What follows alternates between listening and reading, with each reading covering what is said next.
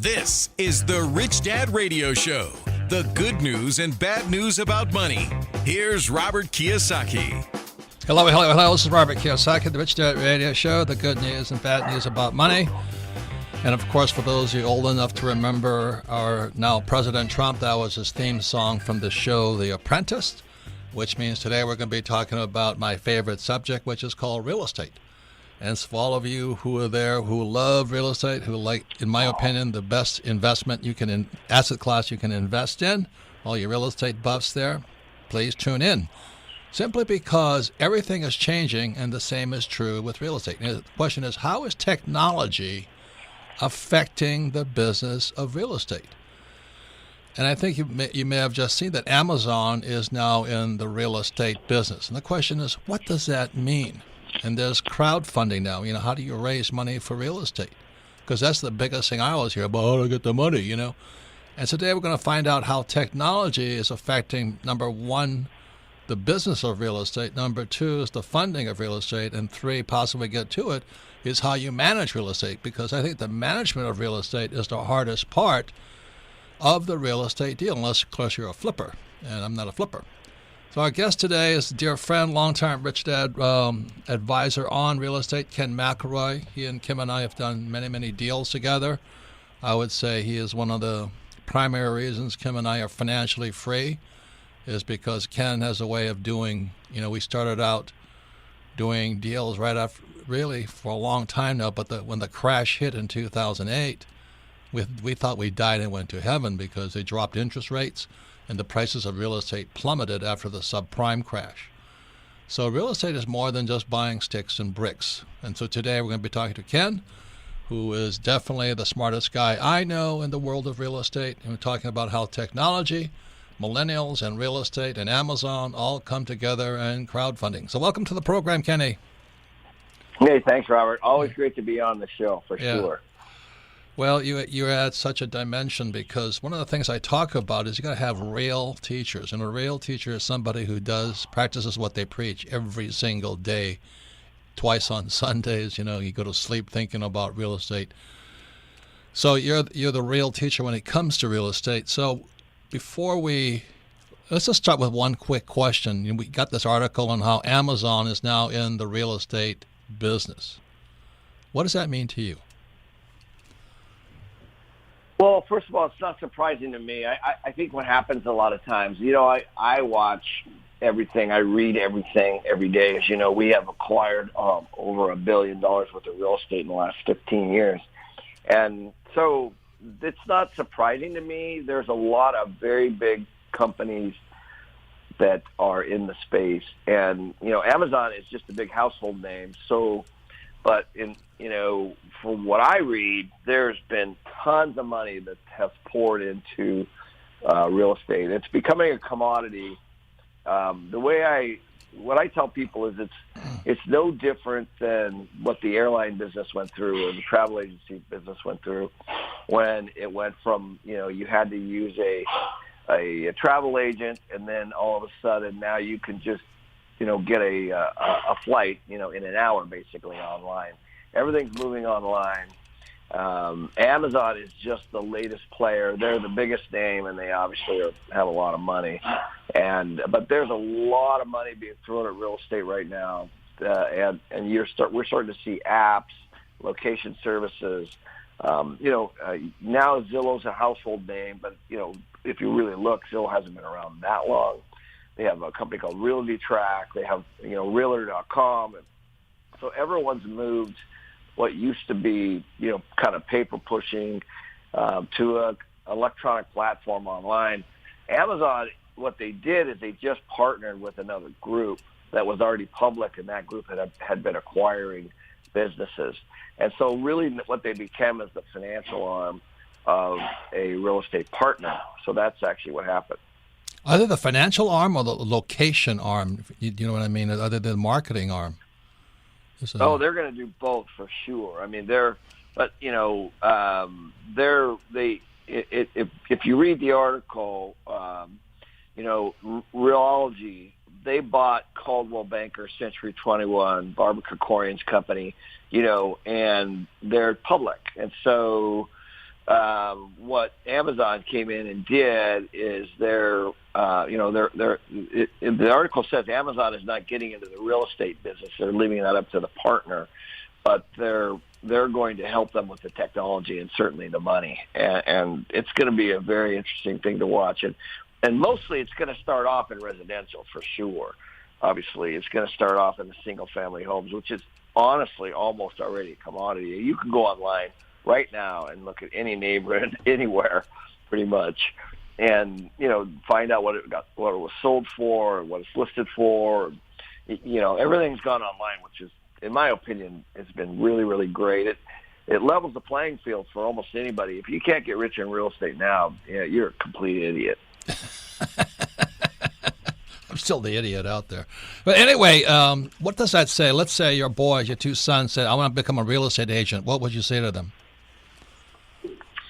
Well, I think what real estate agent means now, you and I, it's interesting. We've traveled a lot together, and we're seeing this also in the financial planning world. John McGregor, as a good friend of ours and fellow advisor, is he will tell you that everything, even investing in stocks or anything, it's become so easy, and that's why you have all these day traders, et cetera. So I think it's going to be very similar to that. In other words, and so if my kids ask me that question, I would say do it because of the education. There's a lot of rules and laws and things that you really need to know. So it's just, you don't learn about real estate in high school or college generally, unless it has, some colleges have it as a degree, but generally you're not going to have that. And so, digging down and the real estate licenses and the broker licenses, I think is still a good idea because, these are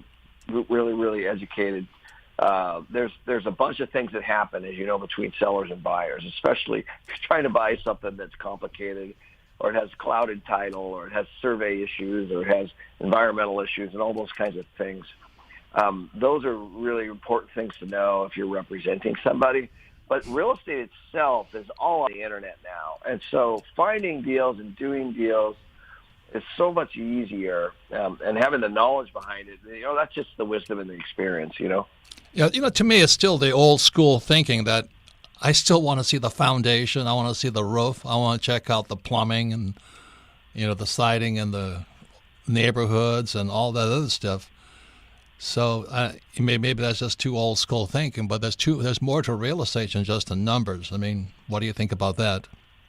Oh, 100%. Yeah, sorry. I didn't mean to No, at all that wasn't important. That's super important. The due diligence and, the actual physical inspections and all that stuff is really, really, really important. But here's the cool part.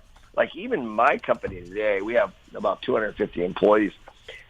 Anything, everything's done now through Yelp and, and these services that rate contractors and stuff like that. So you could literally, pull up to a house today, pull it up on the internet, take a look at it. You can go on Yelp and find some local contractors, literally call them, ones that are in your local area, have them come over. It's just so much easier and fluid now to be able to find people to do those kinds of inspections and things like that. Even realtors in the areas, they work certain areas, and you can see that. You can you can see kind of who's specializing in certain areas, and I think what is going to happen is, there's algorithms and things that show already, just like buying a car, I don't know if you've ever gone on cars.com, but I've bought at least a dozen cars off of there, not directly off the website, but found different cars through cars.com. It's kind of the same thing where, like if you're buying a Ferrari, let's say, I look at the entire country, and so it's kind of the same way when you're looking at a neighborhood. You basically are taking a look for outliers, ones that are too high, ones that are too low, and you're, like you and I, we want to look at the ones that are too low. And so, it's great to have everything on the internet so that you can actually focus on stuff that might be value add, and you can compare, like, am I paying too much? Am I not paying enough? Et cetera, et cetera. And so the realtor The realtor doesn't have the advantage anymore because all the information is on site. Like when I buy a car, it says good deal, fair deal, average deal. You know what I mean? And it kind of does all that work for you. You know? It's pretty cool. Yeah. That's amazing because, when I started out, they had this thing called MLS, right? Multiple listing services, and they get these huge books, and I'd have to sit there and look at pictures and scan the numbers and use my brain for a change. Yeah. Hey, this is a quick question. I was watching television. They said all you have to do now is send us a location of your house, and we'll send you an offer. I mean, how the hell to do that? I actually tested that service. I'm sure you would. That's what I'm asking. Yeah, and it's pretty smart what they do. There are people that need to sell stuff right away for who knows what reason, divorce or sickness or health or job location or job relocations or whatever it might be. So what they do is they just lowball you. So they take the Zillow number or whatever number they use, and they just have a formula. And they trust me, it's a big discount. It's not a market rate. You know what I mean? Right. So it's what, but it works. It's sort of what we used to do when we were just starting out. We'd fire 10 lowball offers and hope nobody killed us for being so obnoxious about it. Yeah. 100%. I mean, I know you love to negotiate on stuff, and so it'd be, it's like something costs whatever, you lowball it, right? I just bought a tricked out Jeep that way, right? Yeah. The guy, I offered the guy, like $30,000 less than he wanted, right? We ended up, actually getting it for that. So, it's just that's part of the negotiation. So that's what that is. It's a way for somebody to cash out quickly, but at a big discount, and then that's where they create their value. Okay. Hey, Kenny, we're going to take a break, but I want to go more into how, a big question always is where to find the money. And then now we have crowdfunding, and I want to ask your opinion on how you do crowdfunding, because that's something I would never do, but I'm an old guy, plus I don't have to do that. And then the second question, I forgot what the second question is, but one is crowdfunding, and we'll get back more into property management. I mean, because property management is your strength, which gives, you have two strengths. Ross is the bank guy, and you're the property management guy in MC Partners. I think that gives you guys an unfair advantage in that marketplace. And I guess my question is, how does that fit into the new age of technology? We have the property management, which is, as you know, you either make it or break it in property management, but also is the funding, which Ross, being a former banker, gives you guys an unfair advantage out there also. So when we come back, we'll be talking about in my opinion, the two really sophisticated parts of real estate, which is the funding, finding the money for it, and secondarily is how do you manage it? Because as you know, one bad property management and all your profits are gone in a split second. So when we come back, we'll be talking more to Kenny McElroy. He's the author of a number of really great books, The ABCs of Real Estate Investing, which I recommend anybody. And how many times have I told these idiots out there? Say, this is real estate. Well, get Kenny's book. No, just tell me what to buy. I just told you to buy Kenny's book. You'll save yourself a lot of pain and misery. So that's his first book. The second book, The ABCs of Property Management, which is, you and I know, is the key for long-term real estate. And then 3 is The Advanced Guide to Real Estate Investing, and that's where I hate to use the word trick, but that's where the magic takes place, is in the financing and the whole structuring of the structured finance deal. So the 3 books are ABCs of Real Estate Investing, the ABCs of Property Management, and The Advanced Guide to Real Estate Investing. And I unabashedly say Kenny McElroy is the reason Kim and I became very, very rich when he became our partner about 20 years ago. So when we come back, we're talking more to my partner and Kim's partner, Ken McElroy, and the subject is real estate plus technology. We'll be right back. Welcome back, Robert Kiyosaki, The Rich Dad Radio Show, the good news and bad news about money. And we broadcast from beautiful downtown Scottsdale, Arizona, where it's either heaven or hell, and right now it's pretty close to hell. It is hot. You can listen to the Rich Dad Radio program anytime, anywhere on iTunes or Android, and all of our programs are archived at richdadradio.com. We archive them for one big reason, is we are a financial education company, which means we don't recommend you buy or sell or do anything. And the reason we archive the program is if you listen to this program again, you'll learn twice as much. It's like you don't learn golf taking one golf swing. The more golf swings you swing, the more you learn. So that's why we archive the program. So you go to richdadradio.com. If you have friends or family interested in real estate or business partners, please listen to this program again, because our guest today is, for Kim and I, our special partner, Ken McElroy. He's a Rich Dad advisor. Again, his 3 books are The ABCs of Real Estate Investing, The ABCs of Property Management, which is the key, and The Advanced Guide to Real Estate Investing. That's where everybody wants to get to. I want to do some of those tricks and how you make $1 million and not pay taxes, all those stuff, But you've got to start with the basics. The ABCs of Real Estate Investing, the ABCs of Property Management, and 3 is The Advanced Guide to Real Estate Investing. So Ken's book, they'll make you millions, but also prevent you from losing millions. And that's probably the biggest thing, because real estate is not like buying a stock. The problem with real estate is illiquid. The moment you sign that dotted line, you're on the Titanic. You'll either keep floating or it'll take you down with you. And that's why real estate is much, much different than buying a mutual fund or, Apple stocks or something. So once again, we're talking to Kenny. His company is MC Companies, and we're talking about how technology is affecting the real estate business, especially the business of real estate investing. It's different when you're buying a house to live in for, consumption. But when you're investing in real estate, like I said, real estate is extremely illiquid. It's hard to get in and even harder to get out if everything reverses on you. So, Ken, any words of advice you want to have for the listeners out there? What's the difference between buying real estate and buying a mutual fund? Well, it's starting to become not very. The difference isn't as wide as it used to be, for sure. So, what's happening? People always use "I don't have the money" as an excuse in real estate, and that's basically going to be going away soon, because it's so easy to raise money now online. There's a lot of legal issue around it, so you got to be really, really careful. So there's 2 buckets of investors. One is an accredited investor, like yourself, Robert, and then a non-accredited investor.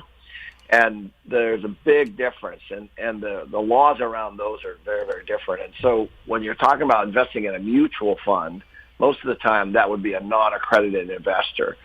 So accredited investors, they have certain things that requirements you have to meet.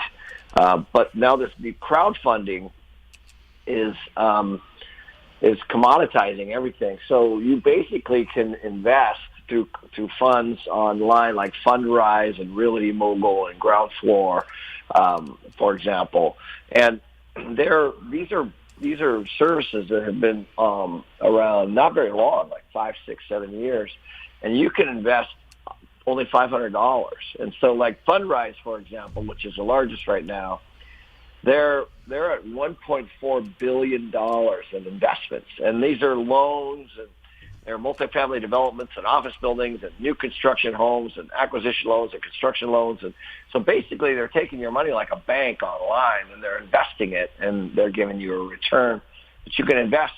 It's almost like a money market fund then, where they actually move your money. It is, Robert. It's literally a money manager, essentially. Yeah. You're coming in and you're investing $500. Some of them have $1,000 minimums. But the point is that you basically just transfer your money over to this group, and then you don't really know what they're going to invest in. So it's not that much different than a bank, but they're pretty regulated, obviously, just like banks are, and much different than an accredited investor, which is we do $100,000 minimums for those, but this is you can do $500, and I did a podcast on this I have a podcast called Ken McElroy Official, and we brought in a securities attorney because it's super complicated, and I don't think we want to talk about people getting into the money-raising business, but it's what we really should be talking about is that it's so easy to get money today. Like, there's so much money going to real estate in so many different ways.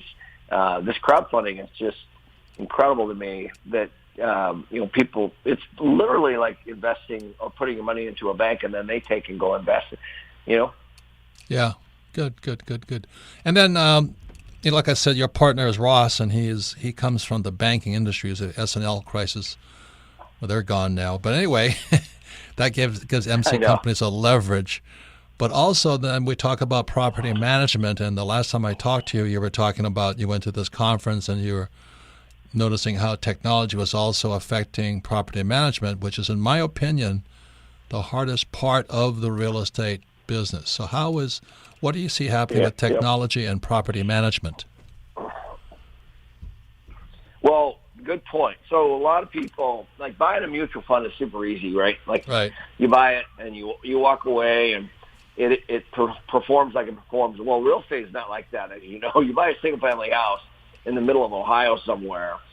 It has maintenance, it doesn't have a renter, it has all these things, it has capital needs and regular ongoing maintenance needs. And so it's not, a passive investment. It's an active investment. So, there's a lot of really, really cool things that are coming out right now that we're implementing in our company around payment of rent, which, as you know, used to be super old school. They would drop off the payment at your office, or you would have an office and they would come in with a check or cash, and, there's a whole system.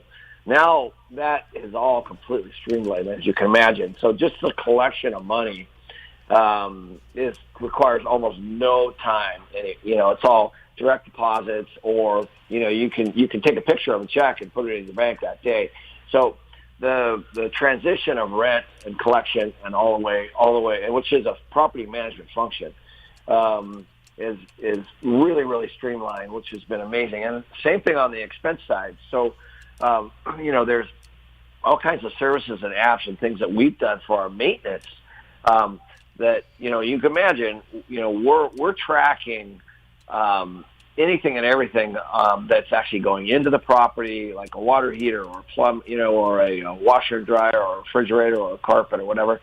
That's all now done online. So you're getting these, these expense reports that are super sophisticated, which has never been done before. But then from a resident standpoint, you can literally text or go on your app and put a work order in for anything immediately. And so the communication used to be so old school, where they would go into the office and say, I have a water leak, or my toilet's running, or whatever, and then the office would write up a work order, and then the work order would be given to the maintenance guy, and maybe they got to it that day or the next day, or hopefully.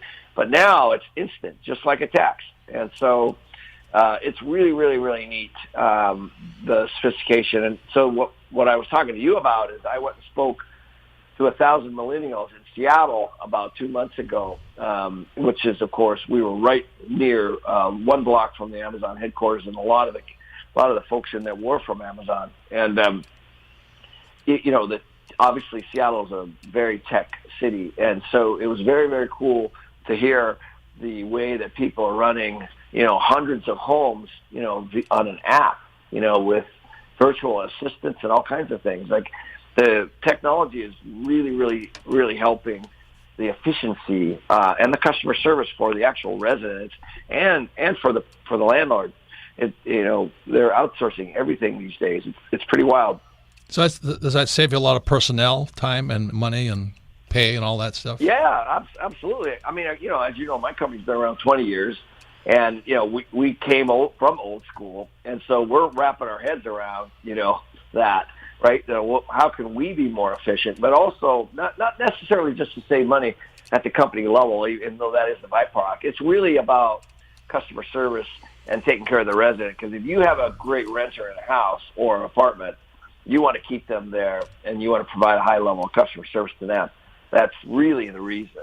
And just like, I remember you and I have talked about, you gave me that book about automation and AI and how all that's working. It's the same thing in property manager. It's just like in advertising, for example, Robert. I mean, we used to when I first got into the business, we used to pull an ad out in the newspaper, and then they started having homes and realty magazines at like at the corner of Circle K's or 7-Eleven or CVS, and now those are all gone, and it's all online. And so essentially it's all done through blogs and, and Facebook and Instagram and things like that. It's all now on these social media platforms. And so, just even that on how a person looks at a place, buys a place or rents a place online, it's a lot of times it's happening. They don't even have to, like, let's say we have something in Phoenix and they're moving from New York. They don't, most of the stuff is done online through virtual tours and things like that. You can do a credit app online. You can have your credit run online. You can have your bank, all that stuff transfer online, and you literally can buy a home or rent a home, and so quickly these days, and not even ever have to even visit it. But thank you. I got two quick questions. We're running out of time. Number one is, how do you handle that nasty thing called eviction? Because that's a big part of it. And the second part is, have you noticed a difference between millennial renters versus the old guys like baby boomers? Have you noticed any differences there? Oh, good question. Yeah, so I'll answer the second one first. There's no question. So millennials they require a lot less space. They're pretty mobile. Everything's offices are like Google. They're all outside. People they move around. People don't have offices, and so these people are running businesses and doing consulting work and sales jobs and things like that from their laptops or their iPads or whatever. And so they're doing it from coffee shops and we're starting to see things, like WeWork and these shared workspaces and things like that. And so that's what that means, Robert, is that the old school, we got 2,000 employees that work in this building, and therefore there's, buying an apartment building or a rental across the street is going to be a good thing. While it still might be a good thing, it's not what it used to be. In other words, you don't have people showing up at 8 o'clock and pouring out at 5 anymore. And so these folks can be anywhere they want. And so that, the mobility is a big, big deal. And, if you really boil it down, corporate America has not been very loyal, in my opinion, to our generation or even the millennials. And so they know that. And so they're jumping around. They're they might work somewhere for, 10 months, a year and a half, 2 years, and then go somewhere else. It's nothing for them to go from Seattle to San Francisco to New York to Chicago or whatever. So, yes. And honestly, one of the trends that's happening in the real estate business is these small apartments, studio units of 300 to 400 square feet. Basically, they just need a bed, small kitchen and a bathroom, and that's it. And so those are starting to pop up all over the place, as there's a little bit more mobility. Good. Okay. And then how do you handle eviction in this thing? So that's always been the same. It's actually also coming of age, so people's credit, their rental history, and their financial capability. That also, as you start to see with these new credit score services and things like that, that's also become, technology has brought that to a head. And so, believe it or not, it's actually easier these days for us to run credit on people and to really understand whether or not they can pay or not. And so the key to we have 10,000 tenants. We have very, very, very, very little evictions because the key is, just like anything, making sure that they can pay in the beginning. And so if you do that first, in other words, what happens is a lot of times when people are trying to fill a vacancy, they rent to somebody through the newspaper or Craigslist or something like that without doing the proper background checks. So those are the horror stories that you hear. But if you just tell a renter, hey, I'm going to run a credit check on you, you know, and they have, let's say, a criminal history or something or bad credit, they're going to run. They're not going to even have you run it. So just say that, and you know, and you'll eliminate 90% of your problems, right? That's good. So it's you also talk about credit and criminal background checks, right? Well, we actually do credit, criminal, and sex offender checks. Believe it or not, you know, sex offenders are horrible, obviously, and so if you move one into a property, different cities have different regulations, but you have to notify the neighborhoods, for example, that there's a sex offender living in the neighborhood, and so obviously that can be super disruptive. I've had it happen to me. You got evicted because of that? No, my God. Jeffrey Epstein. We had a guy move from Texas, and he's supposed to register in the state of Arizona. He moved into a property in Flagstaff that we owned, and they notified the whole community. Hey, there's a sex offender that lives in this community. It was a 300-unit apartment building. Well, you can imagine the disruption we had. You know, because if you're a mother or a family with kids, and you live next door or even 2, 3, 4 doors down, that's not what you want. So, and so, you know, we ended up moving him out, and he obviously it was because you're supposed to register in the state first, and then it comes up when you pull their credit and their criminal background check and all that. So the criminal background check is another thing, different than credit, obviously. And but yes, we don't want people that have felons, you know, that are convicted felons and things like that. And we can decide not to rent to those people. Okay, thank you. So this is running over time. Quick question. You mentioned Seattle, and Seattle has one of the biggest homeless populations. LA has huge homeless populations. From your position, you know, as being in the apartment business, multi-family business, what's causing the homelessness all across? I mean, wherever I go, homelessness is everywhere. Like in Honolulu, it's just massive, and Seattle is massive. LA is massive. Yeah, I know. Well, I grew up in Seattle, so I got to watch it slowly over a long period of time, and it honestly has the most to do with affordability. So Seattle has, because of Amazon, Microsoft, Boeing kind of started it, Starbucks.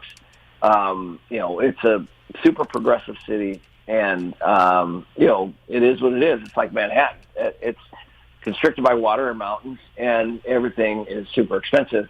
And Seattle's now not. It's not undiscovered like it was when I was growing up. So it's expensive. You know, you're looking at $3,000 for a 2-bedroom. And so that is usually the issue, is they can't afford to live anywhere. So let me ask this question. If you have higher wages, you know, like right now they're proposing $20 minimum wage and all this stuff, the higher the wages, the more unaffordable property becomes? Yeah. So there's a correlation. Higher. I'm a proponent of that. I don't think there's a big correlation. I think what happens is, as you know, just in any market, prices jump and then they fall. And same with rent. Rents, sometimes there's rent growth and sometimes there isn't. And sometimes it goes negative. So the key, what we do, of course, is we try to buy when it's low and try to get that wave in. And so what you're seeing is, the opposite of that. This is the downside of super expensive cities. There's other ripple effects. For example, emergency services for teachers, firefighters, police. They can't live in the city because they can't afford to. And so now that's when you start to see this affordable housing and rent control and, tax credit, those kinds of things are coming into the markets. That's the big thing right now, is affordability. So what we've had a tremendous amount of rent growth. We've had a tremendous amount of appreciation and property growth, and that is squeezing out the people that are locked in on their wages. And so, you're starting to see more and more and more of this homelessness that you brought up earlier. Right. Well, thanks again, Kenny. And we come back. We're going to go to Ask Robert. Do you have time to stick through? Hang around, get to the Ask Robert questions? Of course. You bet. Yeah, because I'm happy to. You know more about real estate than I do, so I just be BSing them. Anyway, thank you for this part of the Rich Dad Radio Show. Again, our guest is Ken McElroy. He's agreed to stick around to the next part, which is Ask Robert. So we'll be right back. Welcome back, Robert Kiyosaki, the Rich Dad Radio Show, the good news and bad news about money. And you can listen to the Rich Dad Radio Show anytime, anywhere on iTunes or Android. And all of our programs are archived at richdadradio.com. We archive them because we're a financial education company. We make no recommendations you buy or sell anything. But we're an education company, and one of the best ways to learn is via repetition. So if you listen to this program again, especially if you're interested in real estate, because real estate is one of those mystical projects that if you buy it and you make a mistake, you're stuck with it. It's like buying the Titanic just before it goes down, and you don't want to go down with it. Whereas a mutual fund is better for amateurs because you can buy and sell. It's very liquid. Real estate is not liquid. The same as a business is not liquid. So real estate takes a lot more sophistication. So our guest today is my business partner, investment partner, Ken McElroy. He's the author of 3 great books, The ABCs of Real Estate Investing, The ABCs of Property Management, and the Advanced Guide to Real Estate Investing. And we're talking today about how technology affects the business of real estate. In front of me, technology makes certain parts easier, but there's some fundamentals that you still must follow. Simply, again, for that same reason, real estate is not liquid. You make a mistake, you're stuck with it. So once again, you can submit your questions to Ask Robert at richdadradio.com, and Kenny has so graciously agreed to stay with us and answer the questions because he knows more about real estate than I do. I always ask the person who knows the most. So, Melissa, what's the first question for Ask Robert? Our first question today comes from Rusty in Austin, Texas. He says, Robert, are you concerned with possible legislation inflicting rent control and other legislation that would be directly negative to yourself and other landlords? Is your strategy to stay out of those markets, or do you find that there are still good ways to make money in those markets? It looks like Austin might be headed in this direction with all the coastal cities moving here. Rent control is one of the most terrifying words two terrifying words for me because it means the government becomes my partner in my business. So that's why I'm glad Kenny's on there, because rent control is something I've had direct experience with because my uncle and aunt lived on the Upper East Side of New York City. And thank God for rent control, because if not for rent control, they'd be on the streets. Now, on the other side of it, if I owned the building, I'd be upset because my uncle and aunt lived there for 20-something years. They couldn't raise the rent on them. And this was a spectacular Upper East Side apartment in Manhattan. So I've seen rent control coming in Los Angeles and other parts of the country. So, Kenny, what do you think about rent control? Well, I agree with you.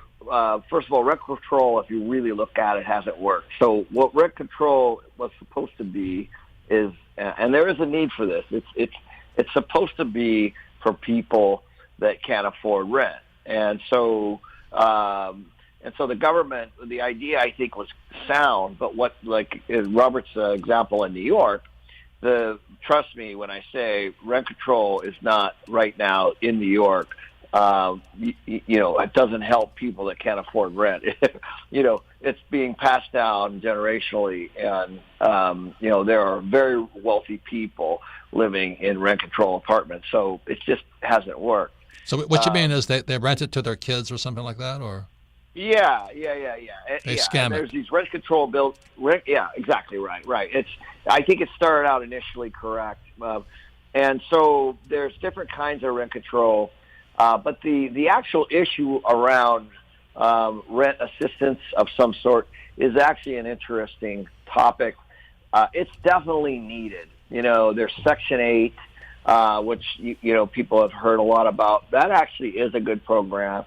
There's these tax credits that they give developers to build properties that provide affordable housing inside of a bigger building. Rent control itself has not actually worked.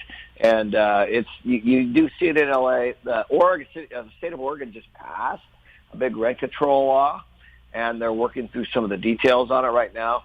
And so it's a great question, because rent affordability is a big deal because of this city. We kind of touched on this in the interview with you, Robert. These cities, they need service workers and teachers and police officials and firemen, and they need people that are making less to be able to live in the city. That is a problem, and so these are the issues that the cities are trying to address.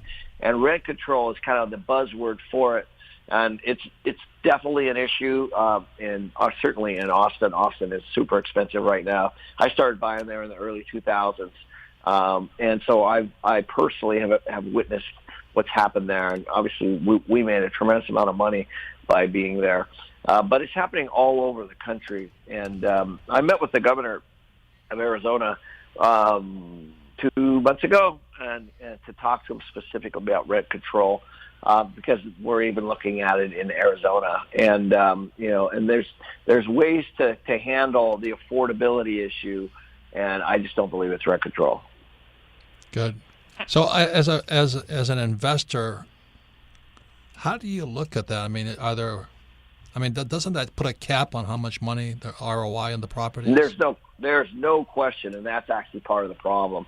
It directs investment away, so it'll be interesting to watch. The state of Oregon is going to be honestly on stage for this issue to see what happens. But if obviously, can you imagine if you're institution, private equity, or just even a real estate investor, and the state has a rent control policy or law, and you probably are going to pass by Oregon, and move to somewhere else, right? So they don't realize the ripple effects, because I personally would not invest in Oregon until I understood the full law, and because yes, it does cap your income, and that's basically what they're doing. They're keeping things. They're telling you that you can't rent your place for market. Right, and that's the reason Kenny's third book, and I do recommend 1, 2, and 3, the basics and the property management, but the advanced guide to real estate investment. Rent control would blow apart the debt structure, finance structures, right? Oh, for sure. I mean, just imagine you buy something. I can tell you for sure your utilities are going to go up. Your labor, your management costs are going to go up. Your labor is going to go up. Your maintenance costs are going to go up. Your advertising costs are going to go up. Your property taxes are going to go up. But then the government says, we don't care about the expenses. We're going to tell you that we're going to cap your income. So you're going to have this. People focus on rent growth a lot, but what they don't focus a lot on is expense growth, and that's actually where I spend most of my time. Year over year expense growth is real, and so that's a factor. And so what you want is obviously your rent growth to cover your expense growth. Right. And what they're doing is they're saying, hey, we're going to cap your rent growth or your income growth. Certainly they don't care about the other part. That's the part that scares me. Your expenses are definitely going to go up over time. Then what happens is you start to get into maintenance issues, because you don't have the money to fix things. Yeah. Well, thanks. And then what's the next question there? Our next question comes from Frank in Rhode Island. It says, Robert, you keep saying there is a huge crash that is imminent, and I don't disagree. I do believe our economy is very inflated. My question is about buying property right now. I just purchased another 3-unit for a very good price of $160,000. I plan on fixing it and bringing it to market value and refinancing it and pulling my money out. If I do this and the property still cash flows positive, would I still be at a serious risk if there was an economic downturn?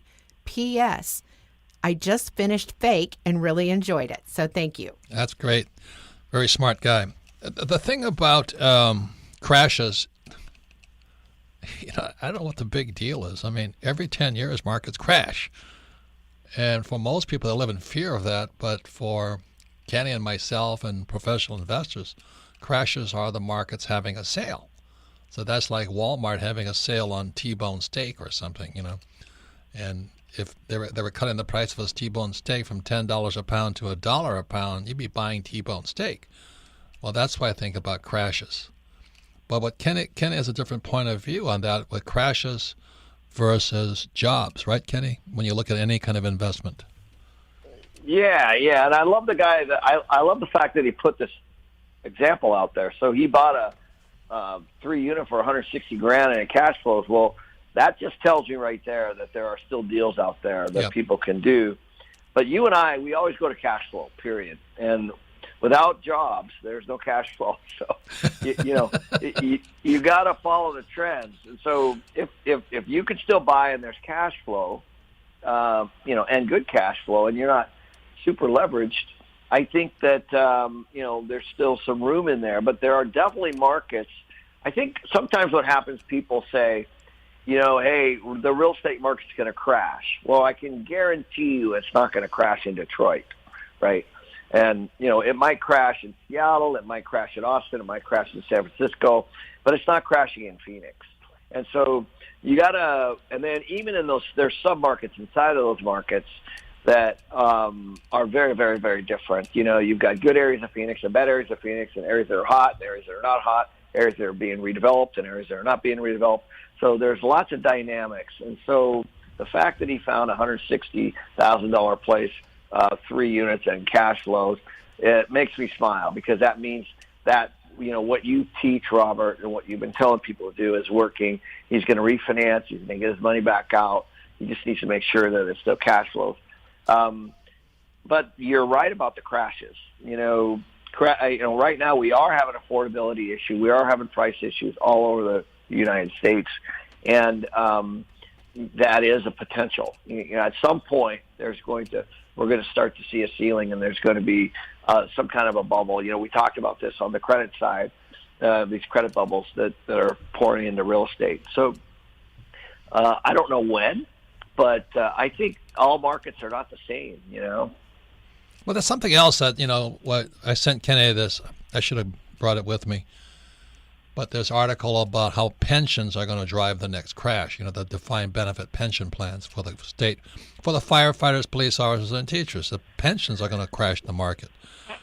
But anyway, I sent that to Kenny, and I said thank you to him, because about 3 years ago, you bought this huge property in Tucson, and then the private equity guys come in and they offer you ridiculous amounts of money for property, because there's so much credit coming into the property market today.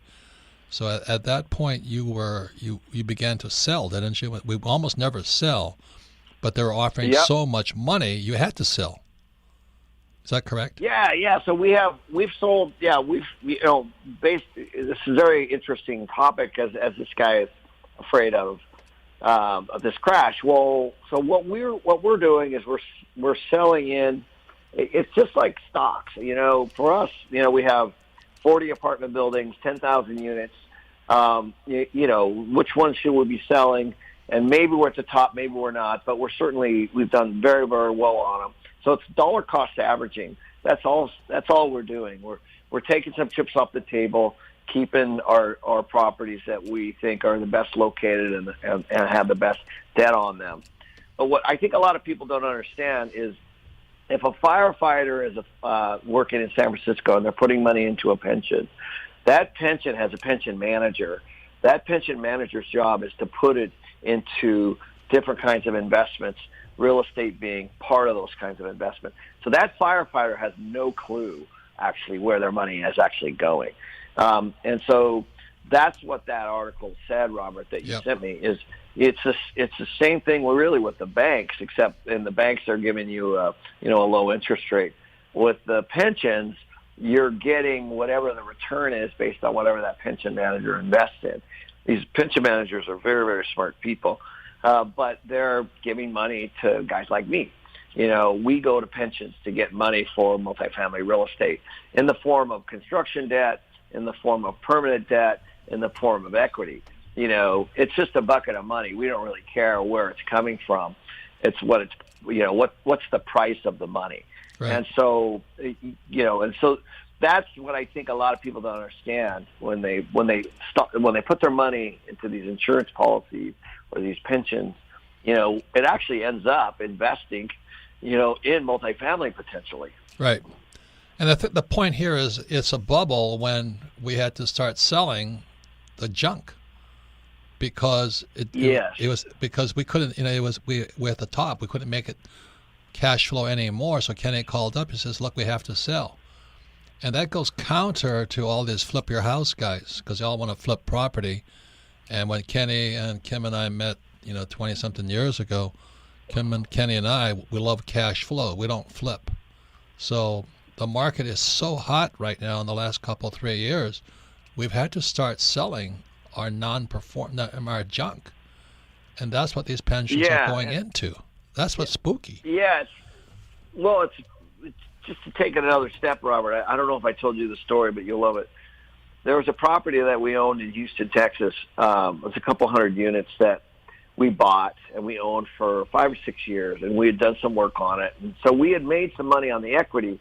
We knew it was worth more, but we were having a heck of a time on the management, squeezing out the cash flow. It was cash flowing, but it was super tight. And it was just, we made a mistake, perhaps on the location or whatever it was, but it was still cash flowing. We had made money. And so that was one of the deals on the chopping block for us. We said, hey, this is something that, on the management side, we've struggled with. We don't see any rent growth here, and we're getting killed, specifically on our insurance with the hurricanes down there in Houston. That took a lot of our profit away, and so we decided to sell it. So we put it on the market. We got it in escrow. There was a buyer. And then, lo and behold, guess what I got? I got the package from the buyer soliciting me to invest in my own deal. So I said it to Ross. It was the funniest thing ever. I go, check this out. Look at this property that we're in escrow with this buyer. And so it's the same old. It's like, oh, yeah, the management sucks. We're going to put $10,000 a unit in here, and we're going to get $200 rent increases. And honestly, I hope they do it. But the point is that we had tried to move the needle on that property. And here I was looking at the next guy's pitch. Before he had it closed. It was a funny. Oh, yeah. It was like, oh, this is a big value add. And honestly, I hope we just sold that 6 months ago, and I hope it works out for them. But the point is that people invested in that. And I had already tried. So I really, really hope that the people that invested in that property do well, and maybe we missed something. But the point is you can do anything you want. You can paint any picture you want on anything and say it's going to be better next year. And that's the mistake I think a lot of people make is next year is definitely going to be better than this year. And I've always, as you know, I'm not quite the optimist around that. I'm always trying to look at how is next year. If we lose everything next year, what position are we going to be in? Right. Hey, once again, this is Ken McElroy's Rich Dad Radio Show. I want to thank you for asking your questions to Ask Robert. You can submit your questions to Ask Robert at richdadradio.com. Kenny, thanks for sticking around because, like I said, you know far more than anybody else I know about real estate. So thank you for enlightening people. Of course. It's always fun, Robert. Thanks for having me on again. Okay, well, I'll talk to you later. Everybody, thank you for listening to the Rich Dad Radio Show, and good luck in the business. Bye.